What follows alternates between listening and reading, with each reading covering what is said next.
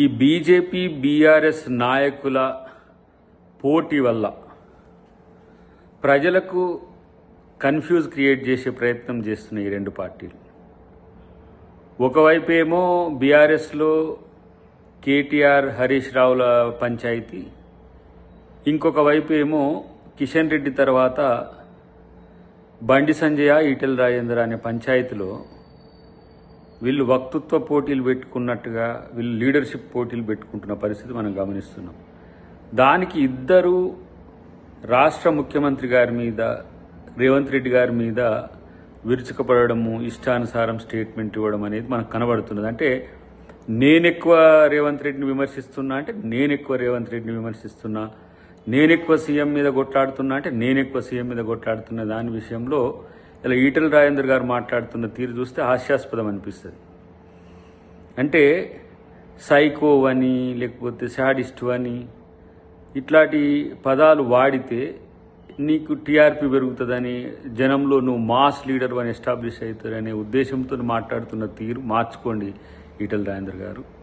అన్నిటికంటే ముఖ్యంగా హైడ్రా మీద మీకు విసుగు పుడుతుందంటే అవినీతి పరులకు మీరు దన్నుగా ఉండేందుకు ప్రయత్నం చేస్తున్నారని మిమ్మల్ని అర్థం చేసుకోవాల్సిన అవసరం ఉంటుంది.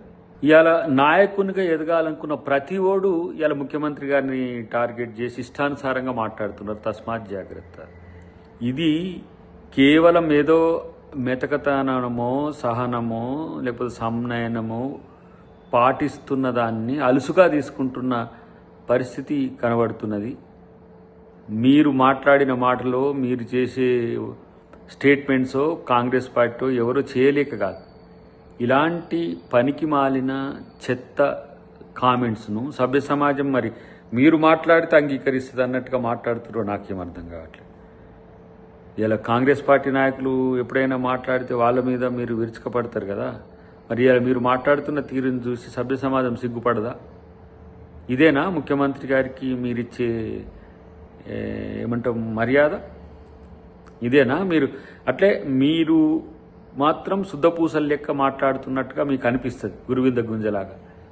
ఇలాంటి ఎప్పుడు కూడా ప్రజలు సహించరు, మేము కూడా సహించం. అన్నిటికంటే ఎక్కువ ఈరోజు బీజేపీ బీఆర్ఎస్ నాయకులు కలిసి చేస్తున్న కుట్రల్ని కూడా ప్రజాక్షేత్రంలో మేము ఎండగడుతున్నప్పుడు కూడా ఇలాంటి సిగ్గుమాలిన మాటలు మాట్లాడడం వెనుక ఉద్దేశాలు మీ రాజకీయ స్వప్రయోజనం తప్పితే మరొకటి కాదు.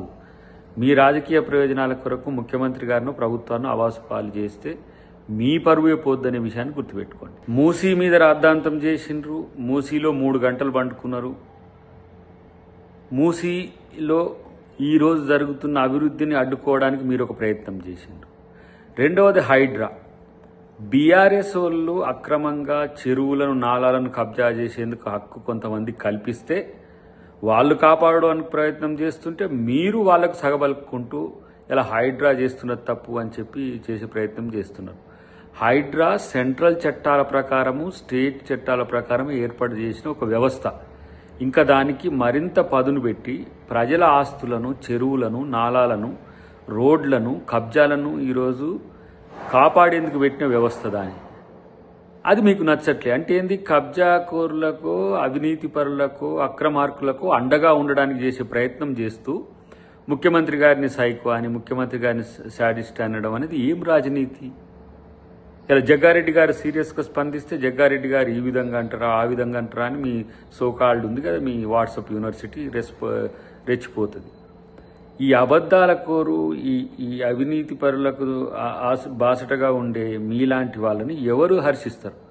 మీ పోటీ ఉంటే బండి సంజయ్ వర్సెస్ ఈటెల రాజేందర్ ఉంటే మీరు మీ పంచాయతీ పెట్టుకోండి. ప్రభుత్వం జోలికి లేదంటే ప్రభుత్వ అధికారుల జోలికో, ప్రభుత్వంలో ఉండే వాళ్ళ జోలికో వస్తే మిమ్మల్ని ఎవరు హర్షించరు సరిగదా? మీ యొక్క దిగజారుడు రాజకీయాలను ప్రశ్నిస్తారనే అంశాన్ని గుర్తుపెట్టుకుంటే మంచిది.